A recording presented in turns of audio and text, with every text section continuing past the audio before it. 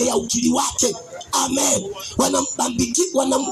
Wanataka aongee kwa kumaanisha kwamba mimi kuanzia leo mfano nitakuwa mchawi. Ndio wanakukamatia hapo hapo lile neno unaloliongea kwa kumaanisha kutoka ndani ya moyo wako, linatamka kwa kinywa chako, ndio linaenda kuumba formula na maisha yako, formula na mwelekeo wako, formula na namna yoyote ya maisha yako, kwa sababu umetamka mwenyewe, umekiri mwenyewe.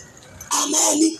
Na ndio nikakwambia chunga sana aina ya maneno naongea, mwana wa Mungu. Wakati mwingine unajitengenezea hatari, mipaka ni wewe mwenyewe kwa sababu ya ukiri wako. Lakini nikawaambia hata mbingu inampokea mtu kutegemeana na ukiri wake. Haipokei mtu hivi. Sikiliza, namna unavyokiri juu ya maisha yako, namna unavyokiri juu ya biashara yako, namna unavyokiri juu ya mipango yako, ndivyo mbingu inavyokupokea, ndivyo mbingu inavyokusaidia. Ukiri wako ndio unaenda kutengeneza aina ya maisha yako. Ninakushauri asubuhi ya leo, hebu kiri kwamba Yesu ni Bwana, hebu kiri kwamba Yesu ni Bwana, ili Yesu afanye muunganiko kwenye maisha yako. Hebu kiri asubuhi